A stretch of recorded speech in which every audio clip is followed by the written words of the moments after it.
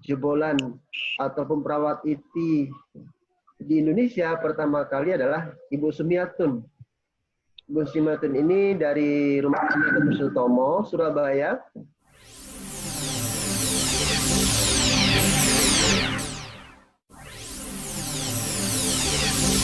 Selamat sore Pak Sul, Assalamualaikum warahmatullahi wabarakatuh. Warahmatullahi wabarakatuh.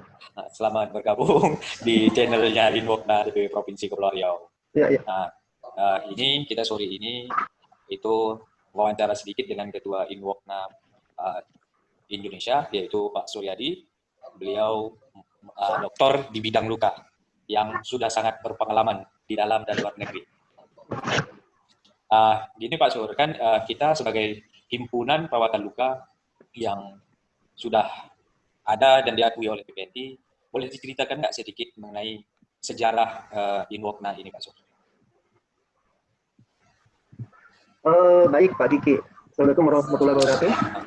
Waalaikumsalam. Kalau berbicara tentang sejarah Inwokna ini cukup panjang ya.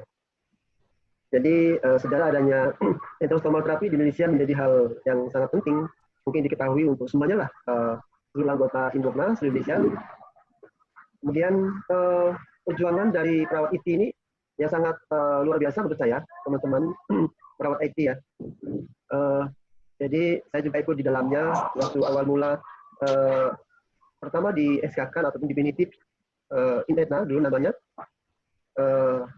di bawah naungan PPNI 2007 ya.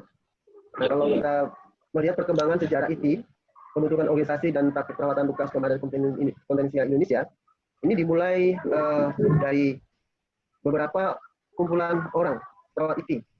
Jadi pertama itu yang menjadi jebolan ataupun perawat IT di Indonesia pertama kali adalah Ibu Sumiatun. Ibu Sumiatun ini dari Rumah Sakit Dr. Sutomo, Surabaya, menjadi PI pertama kali di Indonesia. Beliau lulusan dari Australia pada tahun 1993. Kemudian yang kedua diikuti dengan Ibu Diah Sitiorini. Sekarang beliau menjabat sebagai Ketua Bidang Hukum di Inwokna. Ini perawat di RCM dan mengikuti pendidikan EdNet tahun 1994 di Singapura. Atas korespondensi Ibu Juwita Sari yang bekerja di Rumah Sakit RCM. Kemudian beliau membuat pelatihan pertama kali di awal tahun 1995 bersama dengan Pak Konpatek yang didukung oleh Prof. Samsul Hidayat dan Prof. Aryono Pusponegoro. Ini mengadakan pelatihan singkat 3 hari tentang ostomy care yang mengundang wakil organisasi WCT waktu itu Marilyn Spencer yang datang dari Kanada dan dilaksanakan di Rumah Sakit Ciptomangunkusumo. Kemudian yang berikutnya adalah Ibu Bidasari Sri Gitarja. Ini dikirim oleh Rumah Sakit Darmais atas korespondensi Ibu Kemalarita Wahidi tahun 1995 untuk pelatihan EdNet di Hong Kong. Dan berikutnya Nurse Christina Asli, kemudian Nurse Lolita, ini dari Rumah Sakit Darmais. Kemudian dikirimlah 2 orang ini di Kuala Lumpur untuk mengikuti pendidikan EdNet pada tahun 1997.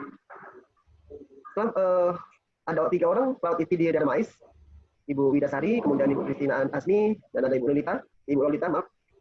Kemudian didirikanlah klinik stoma di Rumah Sakit Darmais pada tahun 2000. Kemudian ada kegiatan kongres WCT di Singapura tahun 2000, itu diikuti oleh Ibu Widasari, delegasi dari Indonesia. Kemudian kongres APEPNA ini diawali pada tahun 2001 di Penang, Malaysia, dan kebetulan waktu itu dikirim perawat di Indonesia adalah Ibu Nunung, Ibu Widasari, kemudian Ibu Asmi, dan pada saat kongres diberikan beasiswa pada 2 orang anggota ASEAN untuk mengikuti program EdNet, yaitu Pak Hardian dan Bu Nunung dari Rumah Sakit Hasan Sadikin. Di mana? Di Malaysia. Pada tahun 2001. Nah, berikutnya Ibu Ani Mariani, sekarang beliau Ketua DPW Inwokna Jawa Barat. Pada tahun 2003 ini beliau dikirim ke Kuala Lumpur untuk mengikuti pendidikan EdNet. Ya.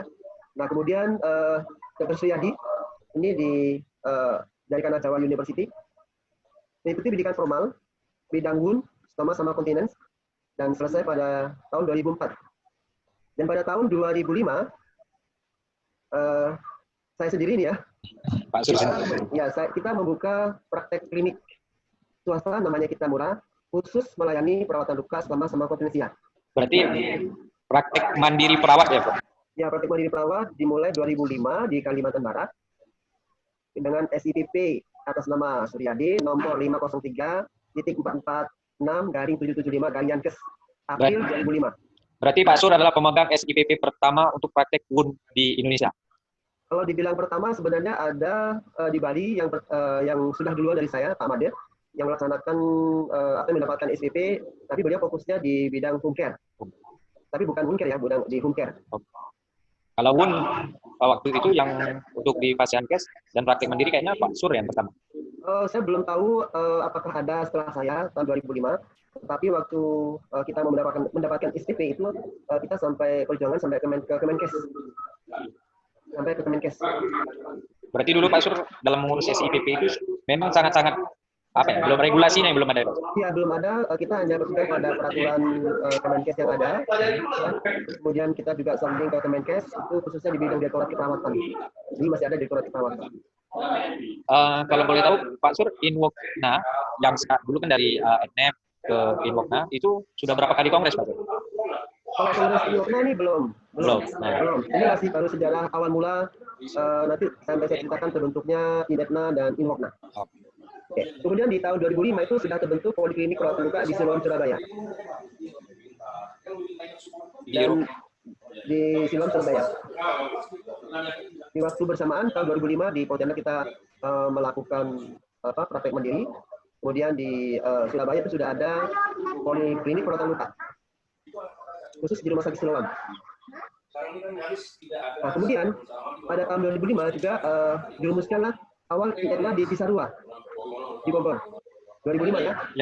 Oleh Ibu Sumiatun, Ibu Lia, Ibu Widasari, Ibu Asmi, Ibu Lili, Ibu Nunung, Hadian, dan Ibu Andi Mariani. Pada tahun 2005. Nah, kemudian di tahun 2007, awal mula dilaksanakan pendidikan khusus untuk perawat ITN. 2007.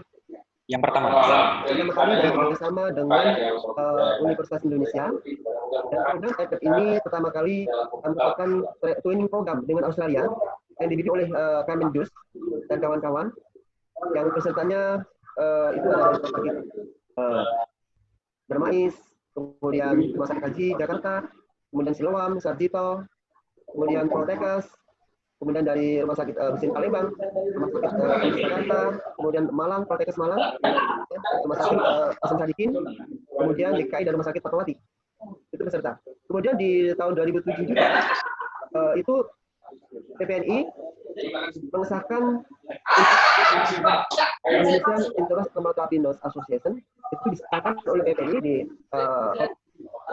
Sarifan Pasifik Jakarta, sekaligus wisuda lulusan pertama kali di Indonesia ITN, dan pada waktu itu ketua INTEKA adalah Ibu Kristina Asmi periode 2001 sampai 2009. Yang pertama berarti Ibu Kristina. Ya, ketua Ibu Kristina Asmi. Kemudian di tahun 2008 Rumah Sakit Sudarsa Pontianak itu kita mendirikan Poliluka sama di Kalimantan 2008 pada bulan Maret atas gagasan saya sendiri, dan nama Poliluka dan Stoma oleh Gubernur. Kemudian di tahun 2008 berbarengan juga ya Pak Sur, pengunduran diri Ibu Kristina Asmi sebagai ketua Inetna dan digantikan oleh Ibu Dian Setiolini pada tahun 2008. Berarti selama ini periode kepemimpinan Inwokna itu sebelum ini singkat ya Pak Sur ya? Ya, hanya 2 tahun saja dulu kita, hanya 2 tahun. Dan waktu itu saya masih di Dewan Penasehat, masih sebagai Dewan Penasehat. Nah, kemudian di tahun 2008 itu didirikan Balai Asuhan Keperawatan Luka di Bogor tahun 2008. Asuhan keperawatan namanya Bukes, didirikan oleh Bu Dasari, Ibu Irma, P. Arisanti, dan Bu Panjang, sangat panjang Pak Sur bicara sejarah perawatan luka di Indonesia ini. Ya, terus kemudian di 2009 itu kongres kedua Inetna. di Grand Hyatt Hotel Jakarta. Yang terpilih waktu itu adalah Ibu Ani Mahyani dengan periode pada tahun 2011 sampai 2012. Dulu menjadikan itu menjadi 3 tahun. Karena belum mengikuti regulasi yang ada di PPNI ya. Setelah 2012 kemudian diadakan di Bandung 2012 bulan Juni itu di Hotel Kerkadin Bandung, dan waktu itu terpilih adalah Pak Hardian dari Jakarta, Rumah Sakit Darmais, dengan periode pengurusan 2012 sampai 2016. Nah, di periode Pak Hardian ini sudah mengikuti regulasi dari PPNI waktu itu 4 tahun ya. Nah, kemudian selanjutnya ini tentang kongres yang berikutnya yang akan diadakan pada tahun 2016. Ini perjalanan cukup panjang. Kenapa bisa begitu, Prof? Sangat panjang perjalanan kongres yang ini spesial ya. Jadi kongres yang dari yang seharusnya sudah berakhir 2016 ya, seharusnya 2012. 3 tahun ya. Tapi ini sampai 4 tahun ya mungkin terjadi kevakuman, kemudian kesibukan dari pengurus ya. Di situ saya juga masih sebagai dewan penasehat seperti itu ya. Jadi atas inisiasi dari kawan-kawan termasuk kami ya, kemudian Pak Rian, teman dari Wuker, ini berkumpul bersama-sama di Jakarta ingin membentuk sebuah asosiasi yang namanya berubah ya menjadi Himpunan Pramuka Selama dan Kontinen. Ini kita sudah membentuk ya. Kemudian PPNI, DPP ini memfasilitasi pertemuan yang membahas keragaman lulusan pramuka pada tahun 2012 yang mulai berkembang ya. Waktu itu banyak sekali macam-macam sebutan perawatan luka yang sekarang juga masih ada, seperti CWCC, CWCCA, CBWT, CWT, CWCS ya. Jadi ada 3 tempat di Bogor, di Jakarta, di Pontianak ini masing-masing memiliki sebutan sertifikasi perawat untuk yang mendapatkan kompetensi kekhususan atau kompetensi di bidang luka ya. Waktu itu masih fokus pada luka. Nah, kemudian PPNI ini memfasilitasi provider pelatihan tersebut untuk menyamakan persepsi bersama INETNA pada tanggal 5 Februari 2016 di kantor DPP PPNI yang dihadiri oleh Ketua INETNA Pak Rian, Bendahara PPNI Pak Apri Sunardi, kemudian bidang organisasi PPNI Pak Ias Maryanto dan Pak Atur. Kemudian ada Bu Irma dan Bu Eli. Kemudian dari Wuker ada Bu Wida, Saiful, Hendra, kemudian Pak Reli sama Pak Edi. Nah, hasil kesepakatan ini mengesahkan naskah akademik untuk pembentukan Himpunan Pramuka Ostomi dan Perkinan Indonesia yang disebut Hiplokin. Pembentukan tersebut direkomendasikan melalui Kongres Nasional pertama pembentukan Hiplokin. Kemudian berita acara naskah akademi ditolak oleh Ketua DPP PPNI karena tidak sesuai dengan ADART organisasi profesi, dan pada saat itu INETNA menjadi salah satu asosiasi seminar yang sudah terbentuk dari akui PPNI, sehingga PPNI membuat surat ke INETNA untuk segera melaksanakan Kongres INETNA dengan melibatkan semua lulusan pelatih perawatan luka stoma dan potensial baik di dalam maupun luar negeri. Nah, berikutnya lah kongres kita yang keempat tahun 2016. Ini kita mengundang seluruh praktisi perawat dan semua lulusan sertifikasi dari berbagai tempat. Itu menyatu di Jakarta pada tanggal 23 sampai 24 April 2016 di Hotel Sahid Mega, di Hotel Mega Anggrek, Jakarta. Pada saat kongres disepakati adanya perubahan nama dari INETNA menjadi INWOKNA dengan nomenklatur bahasa Indonesia Hiplokin, Himpunan Pramuka Ostomi dan Kontinen Indonesia. Dan waktu itu yang terpilih adalah saya sendiri sebagai Ketua INWOKNA periode 2015 sampai 2001. Jadi dalam kompetisi pemilihan itu berapa calon, Bro? Ada 3 calon.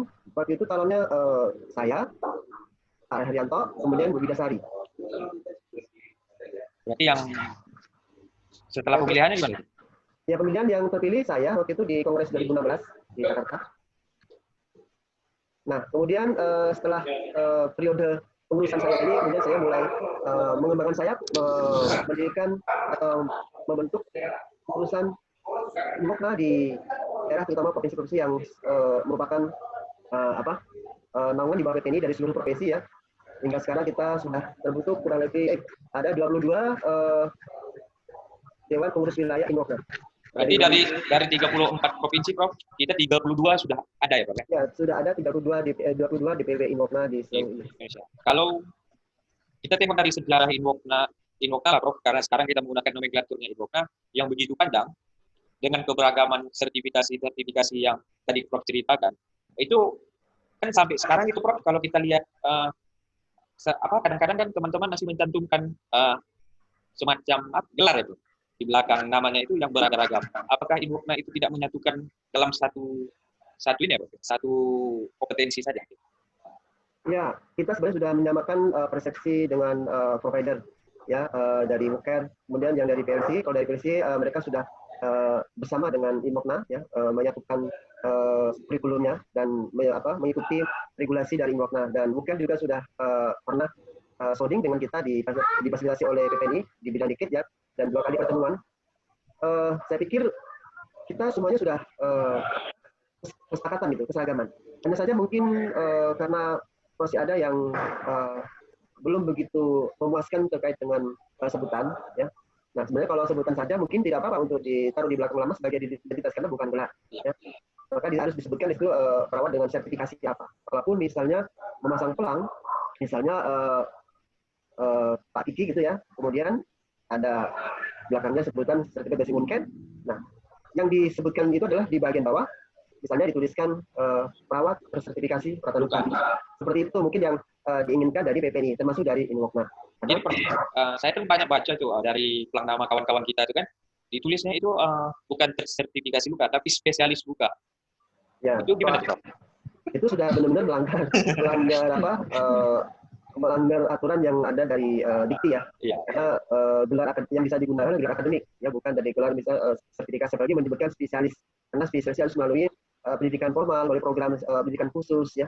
Jadi kalau bisa teman-teman yang sudah terlanjur mencantumkan nama misalnya nama apa, kemudian spesialis itu ya dirubah anjuran atau regulasi dari PPNI sebutannya boleh, misalnya perawat bersertifikasi perawatan luka gitu.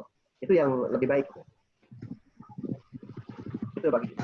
Jadi Prof, Inmokna ini kan sudah ada di 32 provinsi, dan tahun-tahun kepemimpinan Prof, menurut saya yang saya tahu itu kan kita faktor apa ya, diklat kita kan cukup aktif tuh, Prof. Ya. Itu dari diklat yang dibuat oleh Inmokna pusat itu ada jenjang-jenjangnya nggak, Prof, supaya kawan-kawan itu tahu kan? Ya, kalau kita kan sudah membentuk standar kurikulum nasional ya, yang juga kita sudah sepakati bersama dari semua asosiasi yang ada di bawah naungan PPNI, dan kita sudah meeting bersama-sama dan kita menyamakan persepsi tentang outline dari kurikulum atau sertifikasi dari PPNI ya, termasuk juga himpunan seminar.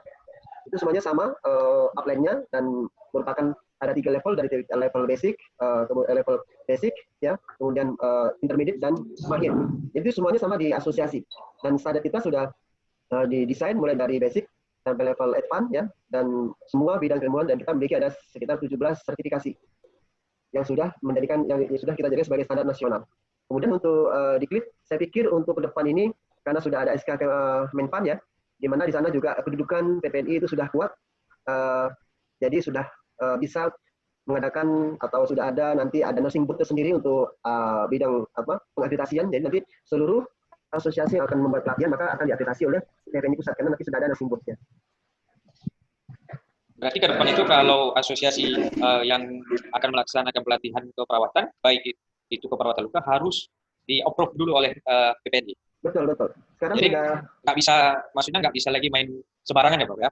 Nggak bisa. Nanti untuk penyelenggara provider atau penyelenggara pelatihan nanti akan diakreditasi oleh PPNI pusat, karena instrumennya sudah tersedia sekarang ini, jadi tinggal jalan saja. Apalagi SK Menpan sudah ada di sana, otoritas PPNI, karena kalau dengan Kemenkes itu ya mungkin hanya koordinasi saja ya, tapi PPNI sudah punya kekuatan, punya power untuk atau otoritas untuk melaksanakan pengawasan maupun monitoring terhadap anggotanya dan himpunan seminarnya. Ini pertanyaan terakhir sih, Prof. Mau nanya, ke depannya harapan Prof Inmokna ini bagaimana?